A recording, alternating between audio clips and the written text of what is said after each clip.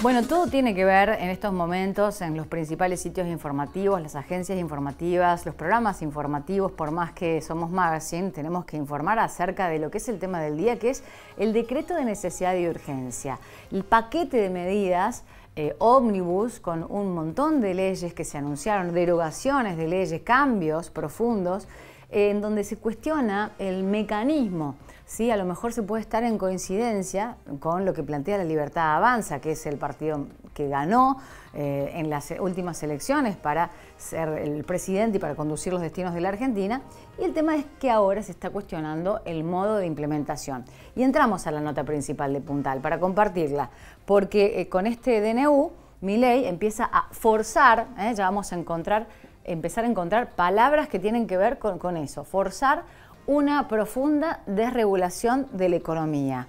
Decreto de necesidad y urgencia es lo que está corriendo en estos momentos que firmó Milei para desregular la economía, que modifica más de 300 leyes y que en principio, según La Libertad Avanza, destrabaría el andamiaje jurídico opresor que destruyó el país y permitirá que la Argentina crezca. Claro que ya hay voces cuestionando esta aseveración.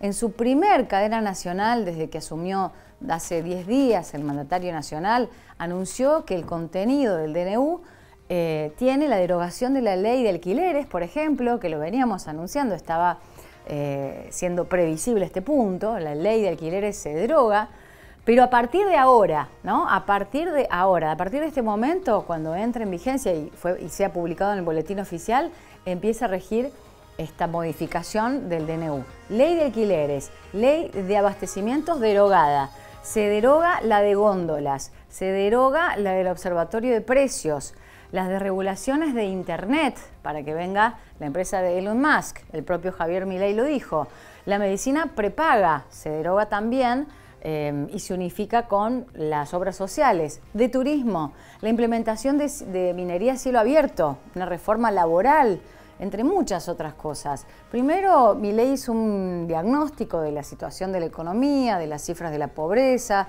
de lo que responsabilizó a la casta política y destacó que 6 de cada 10 chicos son pobres. Pero además, aseguró en la cadena grabada a primera hora de la tarde, en la que estuvo acompañado por casi todos sus ministros, que el país atraviesa esta complicada situación debido al colectivismo y a la doctrina que considera que los políticos son Dios. Y remarcó, no solo que no son Dios, sino que son la causa de nuestros problemas. Y en esa línea, antes de anunciar los detalles del DNU, Milei dedicó buena parte de su mensaje de 16 minutos a cuestionar a un grupo de burócratas que pueden planificar la vida de los seres humanos. Y ahí hizo alusión a el chef y la receta. Dijo, el problema no es el chef, sino la receta. Las ideas que fracasaron en la Argentina y en todo el planeta, donde se intentaron, han sido un fracaso en lo económico, en lo social y cultural y le costó la vida de millones de personas.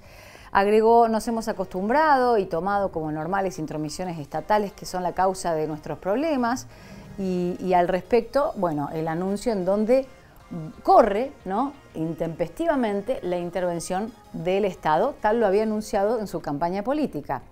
Se refirió al empleo privado, se refirió a los legisladores también de todas las fuerzas, a los que les dijo deberán decidir si van a ser parte de este cambio o si van a obstruir el proyecto de las reformas.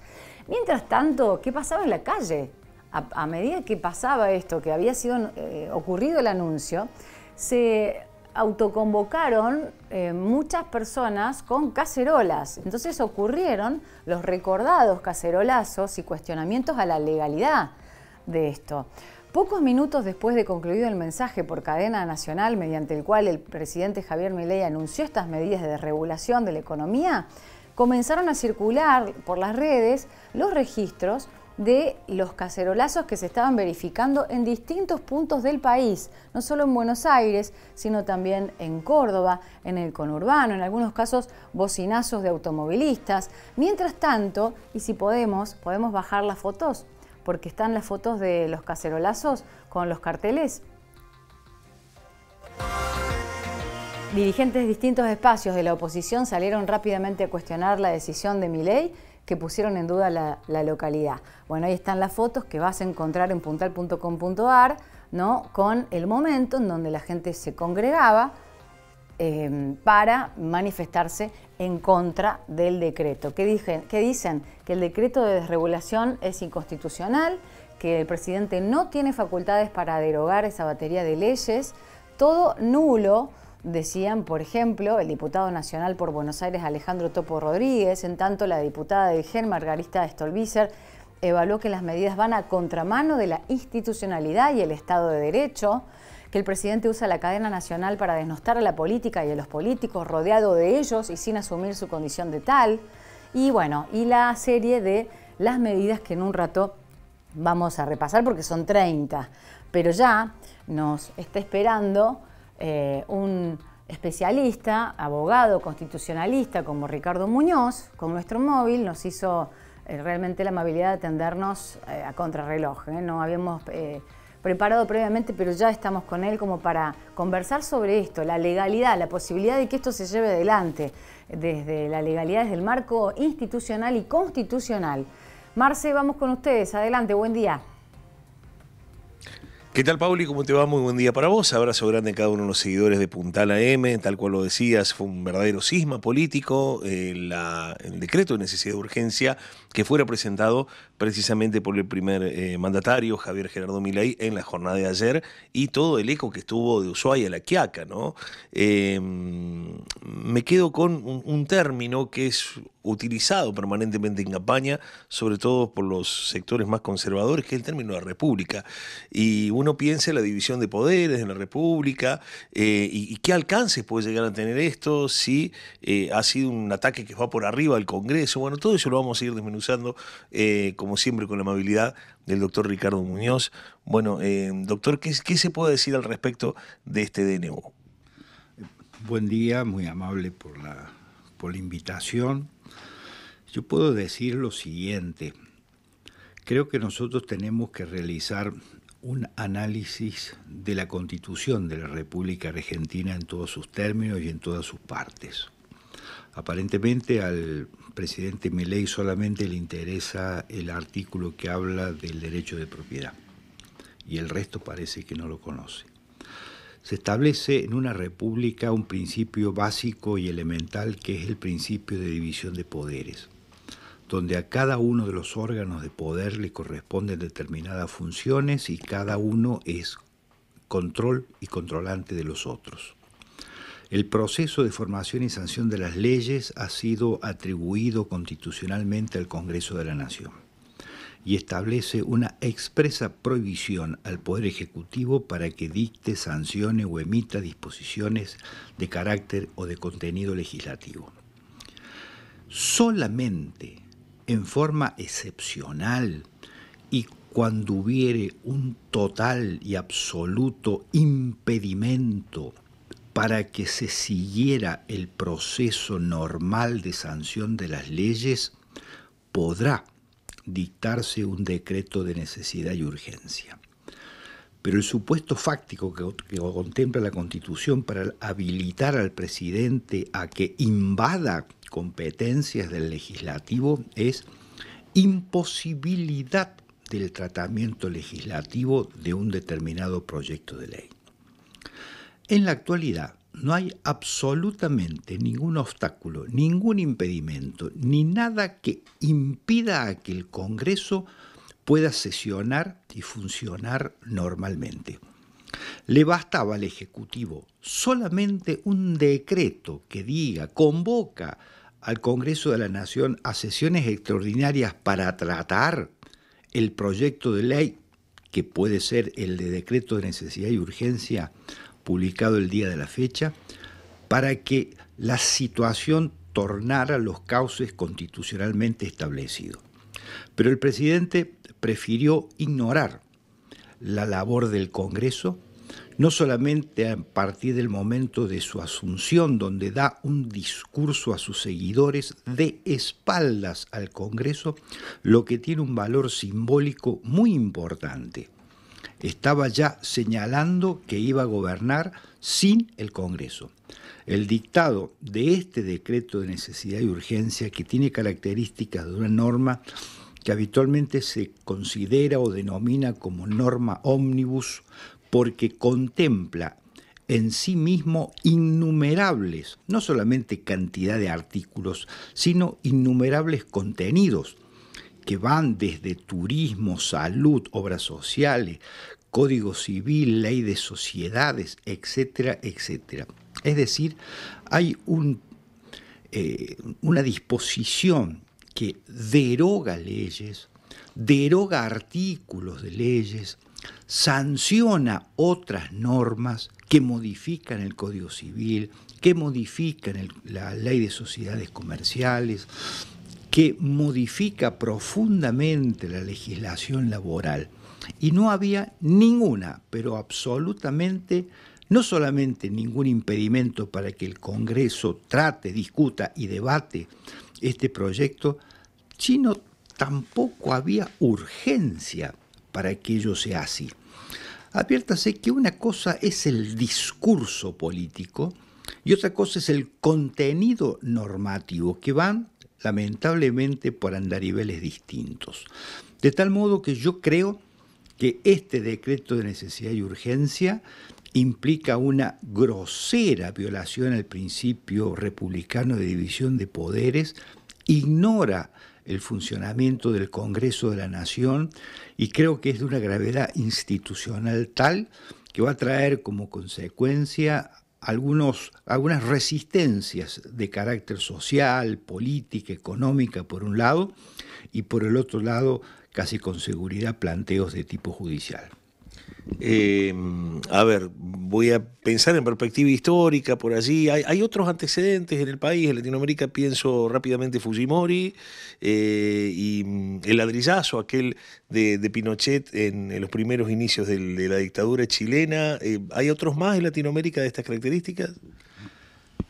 Realmente, con las características en las cuales se ha emanado este decreto, en lo personal no conozco, no quiero decir que no ha habido, pero precisamente los dos nombres que se ha mencionado, Pinochet, que es un claro ejemplo de una dictadura genocida en Chile, y Fujimori, que tuvo la legitimidad de origen porque fue elegido popularmente, pero luego esa legitimidad de ejercicio desapareció porque se convirtió en una suerte de virtual dictador.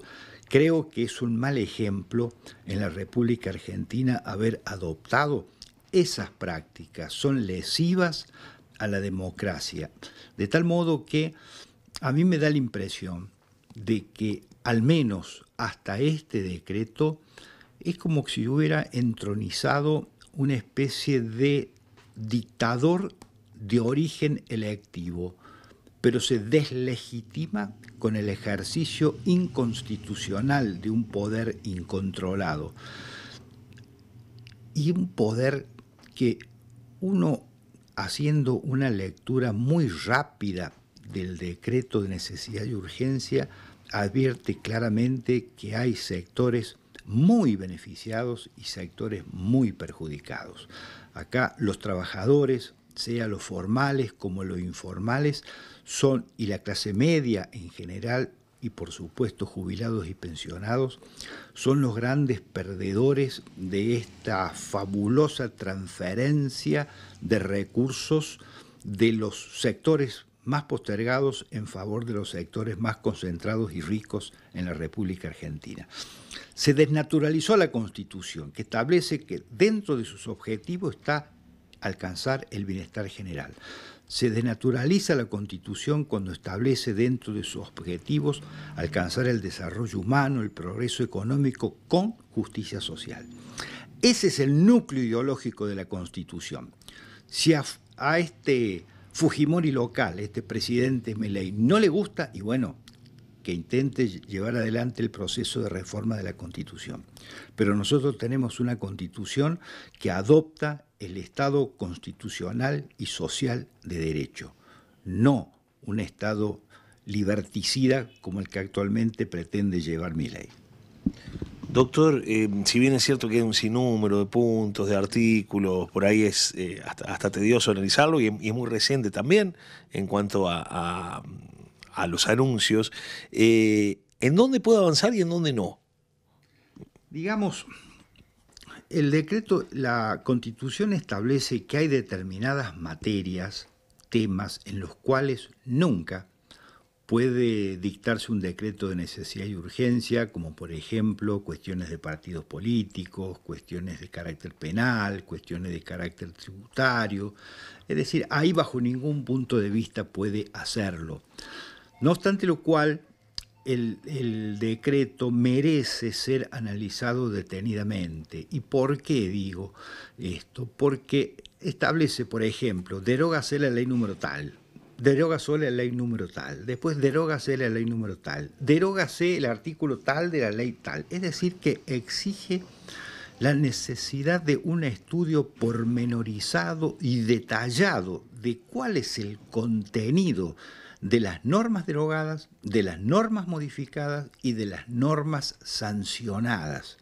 Yo pregunto, ¿había necesidad y urgencia para habilitar a los clubes de fútbol que adopten la forma de sociedad anónima?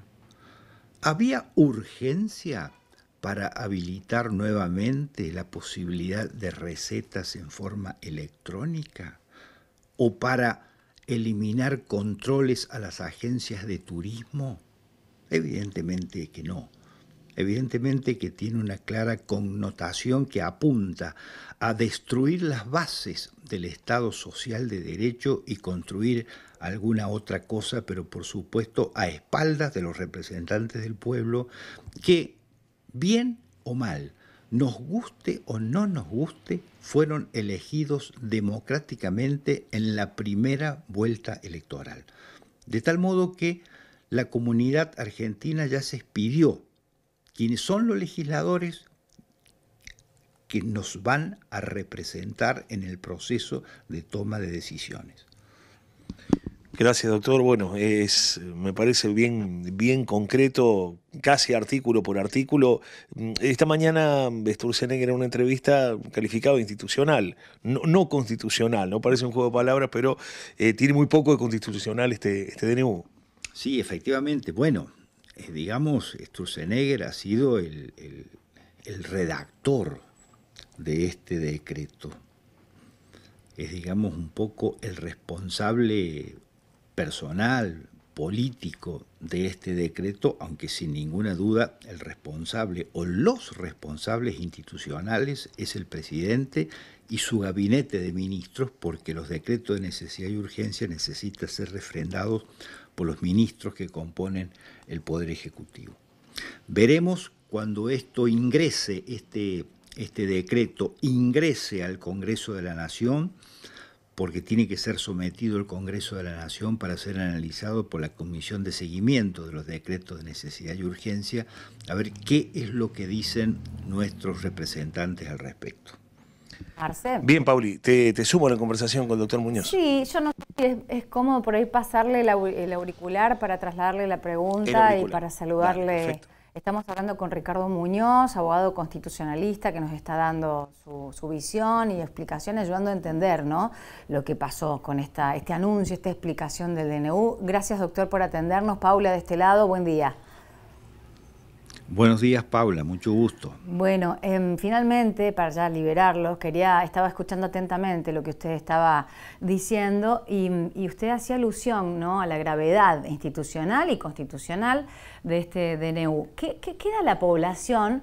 Usted dice, bueno, ya se emitió el voto, ya se eligieron a los representantes que van a hacer todo para que Argentina salga adelante de alguna manera, pero ¿qué pasa con las resistencias sociales? Hizo mención también a las resistencias sociales. Esto va a traer sin duda las resistencias sociales porque queda fuera mucha gente, y usted mencionó trabajadores, jubilados, pensionados, y la falta de diferenciación en la urgencia de este DNU, con algunos puntos evidentemente poco urgentes. Entonces, de ahora en más, ¿qué queda? ¿En la mano de quién está que esto se lleve adelante o se diga, no, a ver, está el Congreso que dice, no estamos de acuerdo con esto, se vota, no se vota? ¿Cómo funciona eso? Bueno, evidentemente que toda decisión de esta naturaleza requiere o necesita una oposición clara, concreta, precisa, manifiesta. en esto no caben medias tintas. Me parece que es imprescindible realizar una actividad de concientización sobre los alcances concretos y reales de este decreto de necesidad y urgencia. En alguna medida, el Poder Ejecutivo apura la sanción de esta porque todavía cree contar con un respaldo popular expresado en la segunda vuelta electoral de hace relativamente pocos días.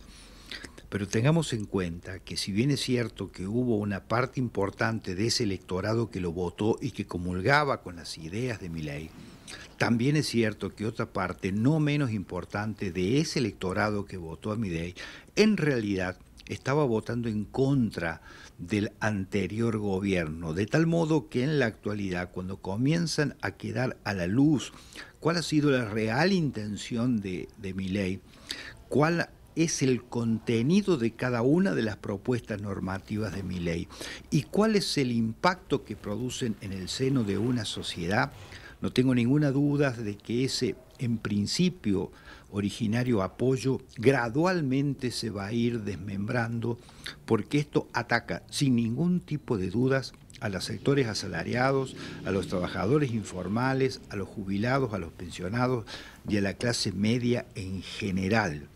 De tal modo que es necesario una suerte de concientización para luego realizar expresiones concretas de repudio frente a esta decisión. Y también por parte de los partidos políticos, las organizaciones sindicales, las organizaciones libres de la comunidad, sin descontar la promoción de acciones de tipo judicial.